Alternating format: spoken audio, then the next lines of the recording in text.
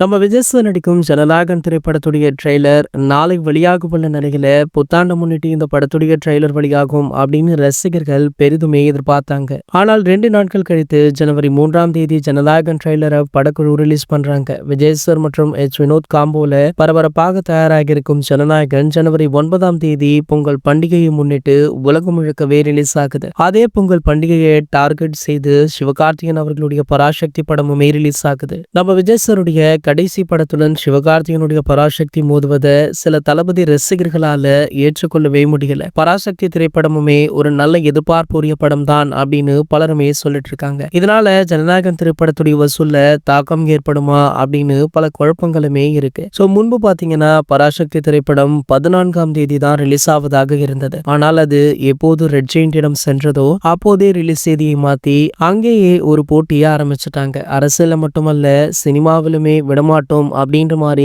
இந்த அறிவிப்பு வெளியாச்சு. இந்த நிலையில பாத்தீங்கன்னா தற்போது பராசக்தி திரைப்படத்துடைய ஆடியோ லான்ச்ல தளபதி விஜய் அவர்கள் கலந்து கொள்ள உள்ளார் அப்படின்ற பேச்சு தான் சோஷியல் மீடியாக்கள்ல வைரலா போயிட்டு இருக்கு. பராசக்தி திரைப்படத்தை தமிழ்நாட்டுல ரெட் ஜெயின் மூவிஸ் தான் ரிலீஸ் பண்றாங்க. அப்படி ஒரு விழாவில் தளபதி விஜய் அவர்கள் என்ட்ரி கொடுத்தா கண்டிப்பாக சமமாசாக இருக்கும். அது மட்டும் இல்லாமல் உதயநிதி அவர்களை நேருக்கு நேர் தளபதி விஜய் அவர்கள் சந்திக்க உள்ளார் அப்படின்ற ஒரு எதிர்பார்ப்புமே அதிகமாக இருக்கு. இது போன்ற செய்திகளை பற்றி நீங்க உடனே தெரிஞ்சுக்க நம்மளுடைய சேனலை மறக்காம சப்ஸ்கிரைப் பண்ணிக்கோங்க.